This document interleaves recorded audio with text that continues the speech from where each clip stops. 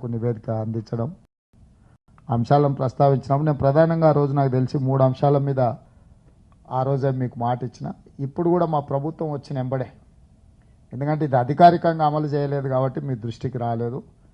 నేను ముఖ్యమంత్రిగా బాధ్యత చేపట్టిన తర్వాత మా ముఖ్యమంత్రి కార్యాలయంలో శేషాద్రి గారు అని సీనియర్ ఐఏఎస్ ఆఫీసర్, ఆయన ప్రధానమంత్రి కార్యాలయంలో మన్మోహన్ సింగ్ గారు ఉన్నప్పుడు 2 సంవత్సరాలు, నరేంద్ర మోడీ గారు ఉన్నప్పుడు 6 సంవత్సరాలు, మొత్తం 8 సంవత్సరాలు ప్రధానమంత్రి కార్యాలయంలో ఈ విదేశాంగ వ్యవహారాలు నిర్వహించిన అధికారే ఈరోజు మన ముఖ్యమంత్రి కార్యాలయంలో ప్రత్యేక అధికారిగా వారు ఉన్నారు. వారిని ఇతర అధికారులతోని ఒక అఫీషియల్ కమిటీని నేను నియమించి కంప్లీట్గా దీని మీద మనం ఎగ్జామిన్ చేసి దాంట్లో మనం బోర్డు ఏమనుకున్నామంటే Telangana Gulf and other overseas workers welfare board పెట్టాలని ఒక విధానం తీసుకున్నాం. ఒక గల్ఫ్ కార్మికులే కాకుండా ఇతర ప్రాంతాలకు కూడా వెళ్ళి ఇబ్బందులు పడుతున్న వాళ్ళు, ప్రభుత్వం దృష్టిలో మీరందరూ గల్ఫ్ బాధితులు, కానీ ప్రభుత్వానికి ఇతర విదేశాలలో కూడా అక్కడికి వెళ్ళి ఉద్యోగ ఉపాధి అవకాశాల కోసం ప్రయత్నం చేసి అనుకోని సంఘటనల వల్ల దుర్ఘటనల వల్ల నష్టపోతున్న వాళ్ళందరినీ కూడా వాళ్లకు హక్కులు కల్పించడం, వాళ్ళకు రక్షణ కల్పించడం, వాళ్ళని ఆదుకోవాల్సిన బాధ్యత రాష్ట్ర ప్రభుత్వం మీద ఉన్నదని చెప్పి వారి ఆధ్వర్యంలో అధికారులను నియమించడం జరిగింది. దీనికోసం ప్రత్యేకంగా ఆఫీస్, ఇప్పుడు గతంలో ప్రగతి భవన్ అని ఆయన గారు చెప్పేవాళ్ళు, ఇప్పుడు మనం జ్యోతిరావు పూలే ప్రజాభవన్గా మార్చి అక్కడ ఒక ప్రత్యేక వ్యవస్థను ఏర్పాటు చేయడానికి ఒక సీనియర్ ఐఏఎస్ ఇతర అధికారులతో ఒక కంప్లీట్ 24/7 పనిచేసే ఒక వ్యవస్థను ఏర్పాటు చేయాలని మేము ఆల్రెడీ నిర్ణయం తీసుకున్నాం.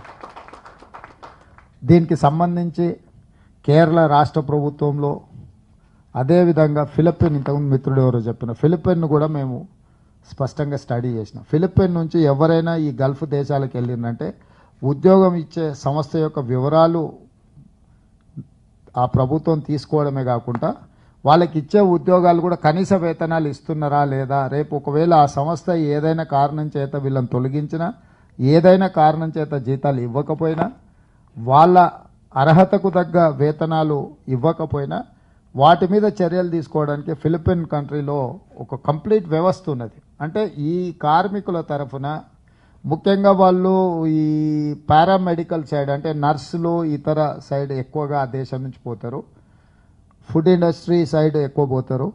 సో వాళ్ళకి ఏమాత్రం సమస్య వచ్చినా ఆ ఇండివిజువల్స్ ఆ ఉద్యోగం ఇచ్చిన సంస్థతో కొట్లాడరు, ఆ దేశమే డైరెక్ట్గా రంగంలోకి దిగుద్ది. వాళ్ళ కార్మికుల యొక్క హక్కులు కాపాడడానికి ఫిలిప్పైన్ కంట్రీ నుంచే డైరెక్ట్గా ఏదైనా కేసులు ఫైల్ చేసినా, ఏదైనా నోటీసులు ఇచ్చినా ఈ కార్మికుల తరఫున ఆ దేశమే వాళ్ళతోని చర్చలకు దిగుతుంది, లేకపోతే ఆ సమస్య మీద కొట్లాడడానికి దిగుతుంది.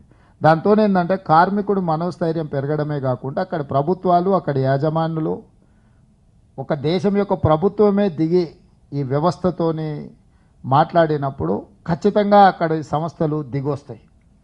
ఆ విషయాలను కూడా మేము స్టడీ చేయడం జరిగింది. కేరళలో కూడా చాలా విషయాలలో వాళ్ళు, ఎందుకంటే కేరళ నుంచి మైగ్రేషన్ చాలా ఎక్కువ ఉన్నాయి కాబట్టి కేరళ స్టేట్ గవర్నమెంట్ కూడా ఈ విషయాలలో చాలా చర్యలు తీసుకున్నారు. దీనికి సంబంధించి ఆల్రెడీ ఒక పాలసీ డాక్యుమెంట్ ముఖ్యమంత్రి కార్యాలయం తయారు చేసింది.